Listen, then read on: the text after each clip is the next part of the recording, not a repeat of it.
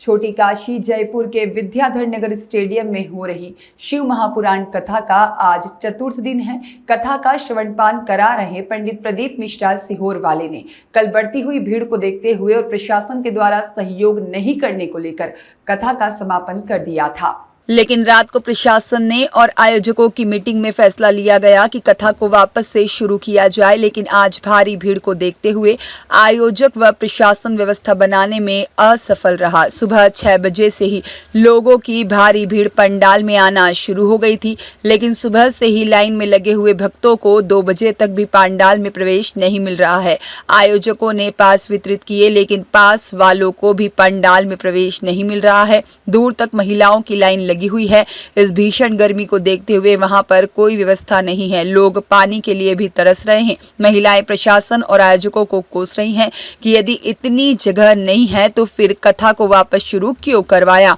वहीं महिलाओं का आरोप यह भी है कि आयोजक अपने अपने रिश्तेदारों को बिना लाइन में लगे ही अंदर लेकर जा रहे हैं। दूर दराज क्षेत्रों से आई हुई महिलाएं बाहर सुबह से ही लाइन में लगकर पानी के लिए भी तरस रही हैं, जिनको अब तक भी पंडाल में प्रवेश नहीं मिल पा रहा है। कार्यकर्ताओं को भी अंदर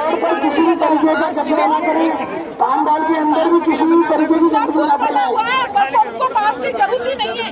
मैं बीजेपी से भी महामंडल हूँ, अध्यक्ष हूँ मंडल के अंदर, महामंत्री हूँ। और सीएम साहब को अपील किया है, सबको कर दिया। सीएम साहब की अपील से ही तो ये रुपये कथा तो कल ही समाप्त हो गई थी। समाप्त होगी तो आज शुरू कैसे हो गई? आज शुरू हो गई कि धज्जियां उड़ेगी। प्रशासन की धज्जियों का नाम आया इसलिए चालू हुई।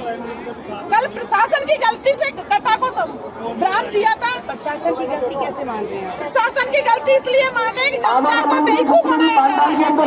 ऐसे बेवकूफ बनाया जा रहा है कि बैरिकेड लगा दिया, अपने आदमी को लगे। कभी कभी मैं इस गेट से जाओ, कभी कहते इस गेट से जाओ, कभी कहते क्या मतलब आप अपने आदमी से ये मतलब है जो अपने रिश्तेदार हैं, अपने निजी जानकार हैं, उनको तो अंदर बाढ़ रहे हैं। और जो कार्यकर्ता है, जो जनता खड़ी है भूखी प्यासी, सुबह 6 बजे से आई हुई है, वो कुछ भी नहीं है इनके लिए। एक सेकंड बताइए, जब कि लोग एक लोटा जल बैठ के कथा सुने, सारी समस्या का हल। इतनी संख्या में कैसे आ रही है? ये अपना अपना भाव है।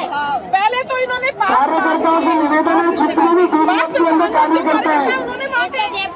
वो अपने पीछे वाले लोगों में जाकर अपनी व्यवस्थाएं संभाले, दूर में अपने खाली करें। सब कुछ बोला जितने भी आयोजन समिति के कार्य करते हैं तो कृपया दूर में आपको खाली करके पीछे वाले लोगों में लगता ही नहीं व्यवस्थाओं को उनका, और लगता ही नहीं है अंदर। बुलाए किसको? आते हैं बाहर खड़े हो जाते हैं, शकल देख करके अपने को बुला जितने भी पंडाल के अंदर आवागमन के रास्ते बने हुए हैं, ये जनता आपके सहयोग में है, कृपया उनको खाली रखें। वो हमारे पंडाल के आपातकाल के गेट है। प्रशासन की भी दोनों की गलती है इसमें, दोनों की गलती है।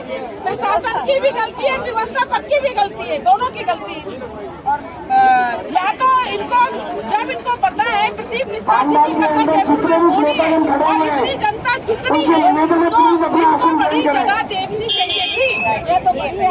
फिर इन्होंने ये छोटी जगह कर दी तो कोई बात नहीं, इसकी व्यवस्था तो इनको करनी चाहिए थी ना। इनको यहाँ LED लगा के सब कुछ व्यवस्था होती है। हम बागेश्वर बालाजी की जो धीरेन्द्र शास्त्री की कथा होती है उसमें हर जगह जाते हैं। ये जनता कुछ भी नहीं है, इतनी जनता को हैंडल करते हैं। सब जगह LED लगाई जाती है, सब जगह व्यवस्था रहती है, लेकिन कोई व्यवस्था खराब हुई है। कथा होनी चाहिए, आगे नहीं होनी चाहिए। उनको देख के तो बंद हो जानी चाहिए, बंद हो जानी चाहिए। शुरू नहीं करनी चाहिए। के लिए जयपुर का प्रशासन की बदनामी होने के लिए मुख्यमंत्री जी ने तुरंत आदेश दिए कि इसको रोकी जाए। प्रदीप मिश्रा जी को क्या संदेश देना चाहते हैं? प्रदीप मिश्रा जी को क्या संदेश कार्यकर्ता सेवा में लगे हुए हैं, और पीछे के पंडालों को संभाले। व्यवस्थाएं नहीं है तो उसको क्या करना चाहिए, डिसीजन क्या लेना चाहिए? वो क्या करेंगे? उन्होंने नहीं करेंगे। और सभी कार्यकर्ता अलग अलग खड़े रहे, एक साथ जुट नहीं बने, राजा उनको देखते हुए अपनी व्यवस्थाएं करें।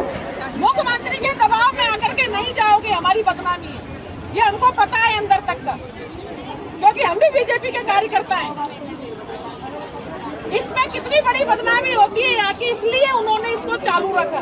हमने खुद ने हाथ जोड़े रात को, नहीं वो उन्होंने तो बिल्कुल मना कर दिया था। उन्होंने तो बिल्कुल मना कर दिया था, मैं नहीं मानता, कोई मर जाएगा, मेरी बदनामी होगी, ये होगा, पर सही कह रहे हो। उन्होंने बिल्कुल मना कर दिया था। उन्होंने तो दबाव में आकर के दोबारा। ब्यूरो रिपोर्ट देश 24 एक्सप्रेस।